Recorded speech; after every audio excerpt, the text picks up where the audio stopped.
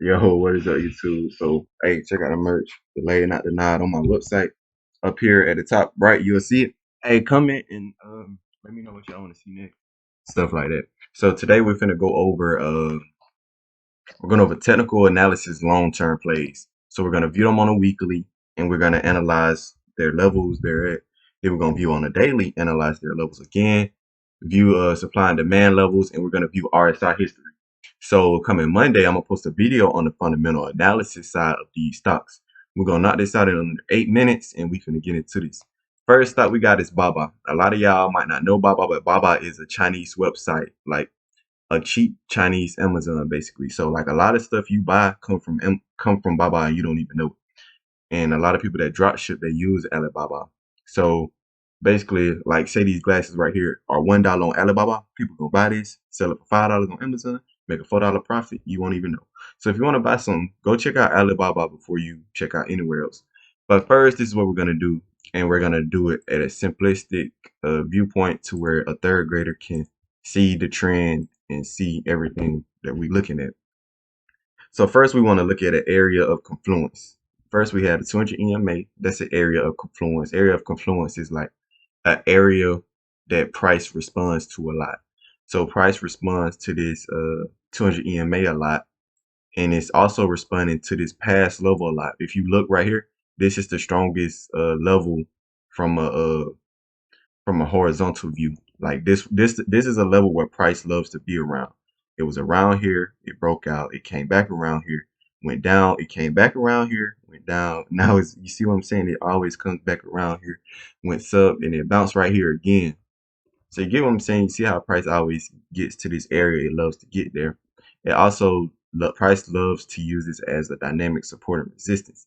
And since it's up under it, it's a high chance that it'll bounce from it. So yes, price is at this good demand zone where demand goes up at. So you see last time it was here at that 180 level. Whoa, it was at 180, it went to 320. Now it's at this 188 level again. It could do the same thing, you feel me?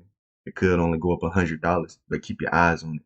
The next thing we're gonna look at is this RSI right here. If you don't know what the RSI does, just go watch some old videos and study it.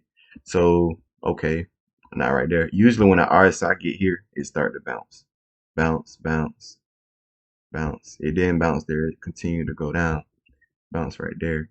So that's another sign that Baba could be good for like a long term bounce. Bounce. You feel me? So is it some divergence on here? Kinda. Like right here. This made a higher low, but the RSI made a lower low. But yeah, first thing we got is Baba. Baba is oversold. Well, Baba is near oversold. Baba is at a good level where it bounced before. You know what I'm saying? We can check it out on the daily time frame as well. Each candlestick represent 1 day now. We can do the same thing we just did before. We can analyze it and see when we should buy it. As you see, this is a strong area where it like to bounce at. So yeah, Baba could be good technical wise. We're gonna look at it fundamental wise as well and what I'd be looking for in stocks. But we're gonna move to the next one because this video gonna be 8 minutes and we already 4 minutes into it. And I ain't even got no chair. I'm squatting down. We're gonna look at PDD. PDD. If we look, we already see this high level of confluence, which is I want to crown and shit. Level of confluence, which is this level right here and right here. We see price loves this area. It reacts to this level a lot right here, this area. So look, it's here again. So you got the RSI oversold on the weekly time frame. Uh, it's back at that 84. Whoa, it was at 212 last time. So yeah, this is a strong area of confluence. If it does continue to go down, this RSI gonna be very oversold, and I'm pretty sure a lot of people will start looking at this on their radar and start wanting to buy into it.